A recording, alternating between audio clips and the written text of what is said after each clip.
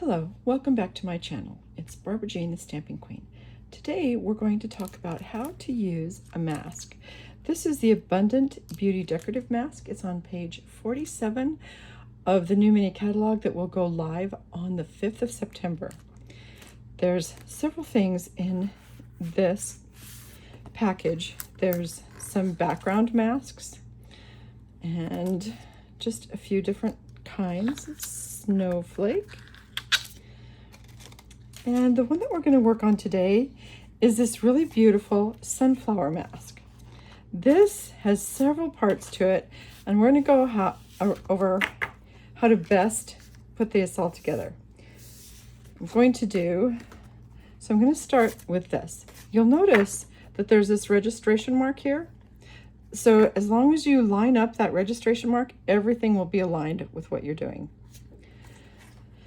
So I'm going to take my piece that I'm going to use this mask on, and I'm going to lay it on this piece of paper, and it's right along the lines. And I want it right along the lines because if it's right along the lines, then I'll know where to put the next piece. And no, that's not going to work. I want this to be on these two lines. You see this line and this line? And then when I get the next piece, it can also go on that. So I'm going to take one of these markers just because I have it here. And I'm going to mark this X right here, this space right there. And now I'm going to put this back, and I'm going to figure out where I want this on the paper.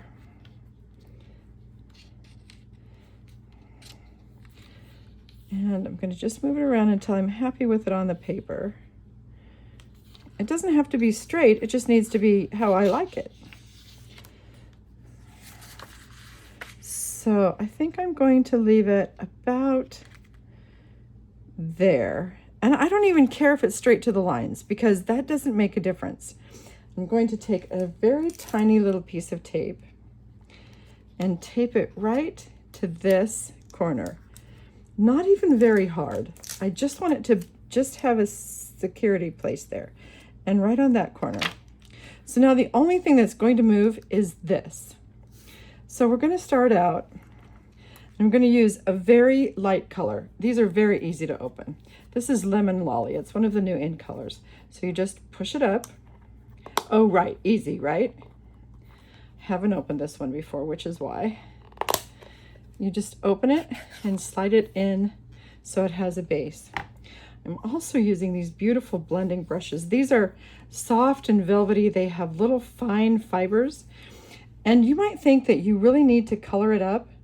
See, that's not very much, but when I put it on the paper, look how much color comes off. So we're going to do that, and I'm going to go around all of these areas so the petals have color.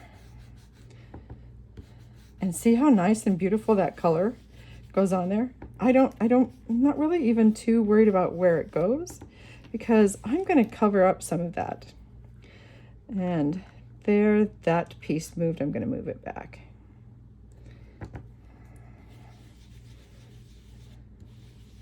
I go around both ways to make sure I get in all the little creases. Now, you can wash this. I'm not going to use this again for another color because I don't want to muddy up my colors and I don't want any color transfer. So I'm going to take this, and the next one is going to be the leaves. And I'm just gonna line it back up here with the lines where I put it to begin with. I'm using Mossy Meadow for that. And well, that was a lot of color. I don't really want too much color.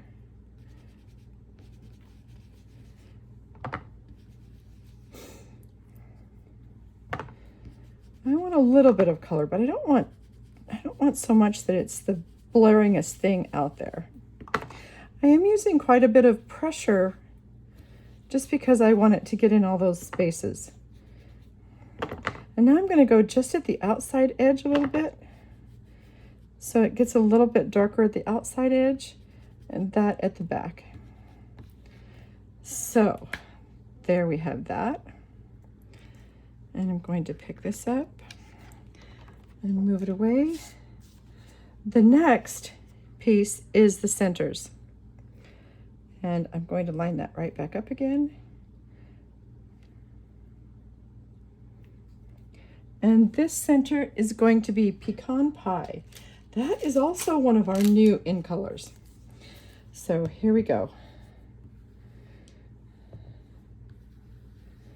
And I'm just holding this really steady here. And I don't even care if it's not really solid color, because that's kind of the beauty of this. But you notice that these blending brushes give really, really nice, soft, even coverage. Okay, I'm done here. And now we're going to put on the insides of the seeds, and that's going to go. I'm going to line this up again for this. Excuse me, I'm using early espresso. And we're going to do the same thing. Just to get some color on there. It's called a mask because it blocks the other color from getting where you had the undercolor. It keeps that clean. Okay. Look at how lovely that is. Now you can use any color that you want with these. In fact, let me clean these up. I have some purples I would like to use this with because I just think it would be fun. So I'm going to take this off.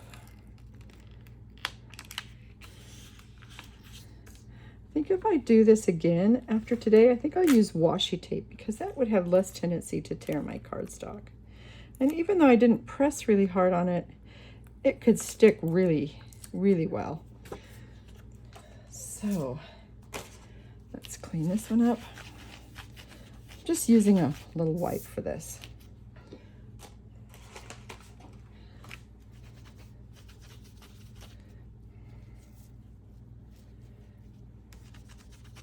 And on this purple one that I'm going to do now, we're going to do a different sort of I'm going to apply a little bit different in a little bit different way.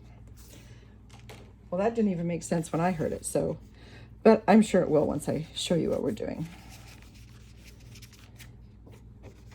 All right, those are just laying over there getting dry. I'm going to close up these inks because I don't know how you are, but I seem to get in this ink so easily. And I can walk into my craft room and be totally clean, and in not too long of a time, then I have ink all over me, like I do now pretty much. So I'm just going to get another wipe and wipe my hands off so I don't transfer ink. Okay, that looks pretty good. Now we're going to do the same thing. And I'm going to leave the registration mark to the top. I'm going to get a new piece of paper, and I'm going to just place this a little like this, I think is what I want. And I'm going to use this same place right here because that worked really well. And then I'm going to use the same tape and just barely get it on there because it doesn't need to hold very much, just a little bit so that it doesn't move when I move the mask. All right. And for this, we are going to use, this is going to be very pretty. This is Bubble Bath. And for Bubble Bath, ooh, that's very, very pretty. All right, I'm going to hold this and we're going to go around here. Ooh, that's very pretty. I didn't think I would like that, but it's not as pinky as I thought it was going to be. That's very nice. And now the different thing that I'm going to do this time is I'm going to use a little fresh freesia and take it right around the center. And I'm getting a clean brush every time because I don't want the colors to transfer. So I'm going to get a little fresh freesia. I want to make sure that there's some good color in there. And now I'm just going to go around the center, because I just want a little darker color where those petals would meet the center of the flower. And it's not too much. It's not even difficult to do. And you should get a very nice looking flower. I know, who makes pink sunflowers, but doesn't that look very nice with the variation in color? And so now here's the next one. And remember, we're going to have this facing up. And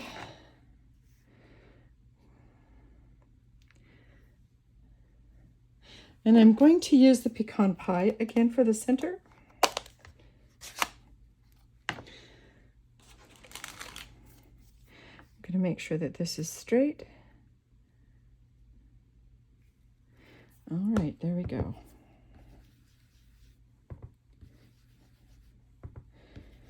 And you'll notice I'm doing it a little different order than I did last time. And that's okay. It all fits together. And now we will do the leaves. And again, the registration is in the right place. And for the leaves, we're going to use Granny Apple Green. So let's line this up again where it needs to be on those lines. And a new brush, Granny Apple Green. Just want to make sure we have some color in there. And here we go. There we go. And the nice thing is it covers every place else that we've been. So we don't have to worry about getting color where the other color is.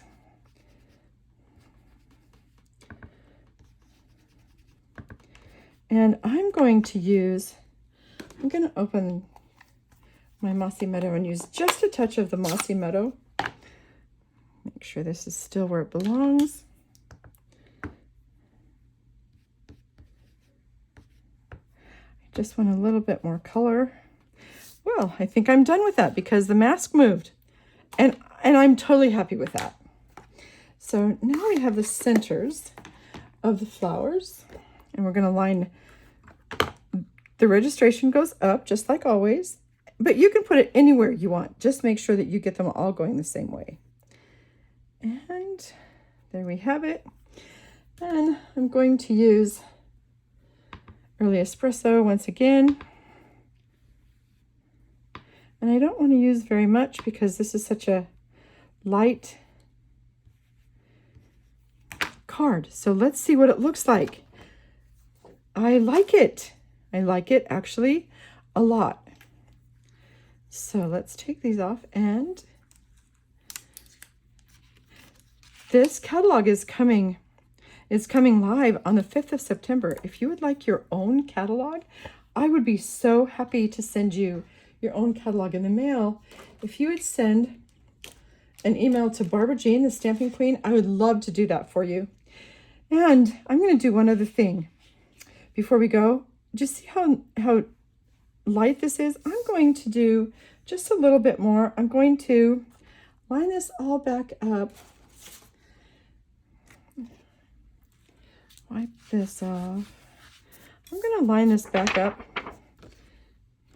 And because I'm just going to line it back up and I'm not going to worry too much. I'm not going to tape it down. I'm just going to line it back up with those petals.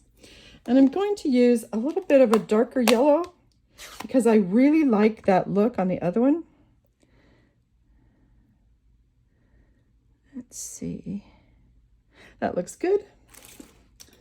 And here we go. Well, that gives a lot of color. So we're just going to go around the center to give it a little bit of depth and character. So, oh, I like that better already. Yes, I like that very much better already. That was good. So now we've done 2 of these in different colors. And you get to look at these and decide which you like best, or if you don't like either of them. If you try out the colors that you have. This was just a few colors and turned out gorgeous. Either one of these I think are absolutely gorgeous. Again, if you would like a catalog, please send an email to Barbara Jean, the Stamping Queen, at gmail.com. I'll get one in the mail for you. And until next time, ta-ta.